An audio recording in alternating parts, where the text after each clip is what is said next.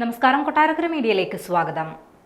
കൊച്ചി ഇടപ്പള്ളിയിൽ നിന്നും കാണാതായ 13 വയസ്സുകാരനെ തൊടുപുഴയിൽ നിന്നും കണ്ടെത്തി. സേ പരീക്ഷ എഴുതാൻ പോയ കുട്ടി ഇന്നലെ രാവിലെ മുതലാണ് കാണാതായത്. ഉച്ചയായിട്ടും തിരികെ എത്താത്തതിനെ തുടർന്ന് മാതാപിതാക്കൾ എളമക്കര പോലീസിൽ പരാതി നൽകുകയായിരുന്നു. നഗരത്തിലെ CCTV ദൃശ്യങ്ങൾ കേന്ദ്രീകരിച്ചാണ് പോലീസ് അന്വേഷണം നടത്തിയത്. കുട്ടി മൂവാറ്റുപുഴ സൈഡിലേക്കുള്ള ബസ്സിൽ കയറിയതായി പോലീസിന് വിവരം ലഭിച്ചിരുന്നു. കുട്ടിയെ നിലവിൽ തൊടുപുഴ പോലീസ് സ്റ്റേഷനിൽ എത്തിച്ചിട്ടുണ്ട്. തൊടുപുഴ ബസ് സ്റ്റാൻഡിലെ ഒരു കൈനോട്ടക്കാരനൊപ്പമായിരുന്നു കുട്ടിയെന്നാണ് ബന്ധുക്കൾ വ്യക്തമാക്കിയത്. കൈനോട്ടക്കാരൻ തന്നെയാണ് ഇക്കാര്യം വിളിച്ചറിയിച്ചതെന്നും ബന്ധുക്കൾ അറിയിച്ചു.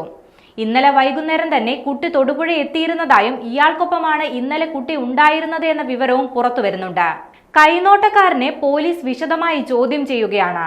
കുട്ടിയുടെ ദൃശ്യങ്ങൾ പ്രചരിച്ചതിന് പിന്നാലെയാണ് ഇയാൾ ബന്ധുക്കളെ വിളിച്ചറിയിക്കുന്നത്. അതേസമയം കുട്ടി സംഭവത്തിന്റെ ഷോക്കിലാണെന്നും പോലീസ് വ്യക്തമാക്കി. സംഭവത്തിൽ കൂടുതൽ വ്യക്തത വരാനുണ്ടെന്ന് പോലീസ് അറിയിച്ചിട്ടുണ്ട്. രാവിലെ 6:30യോടെയാണ് കുട്ടി തന്റെ കൈവശമുണ്ടെന്ന് കൈനോട്ടക്കാരൻ വിളിച്ചറിയിക്കുന്നതെന്ന് കുട്ടിയുടെ പിതാവ് സ്ഥിരീകരിച്ചു.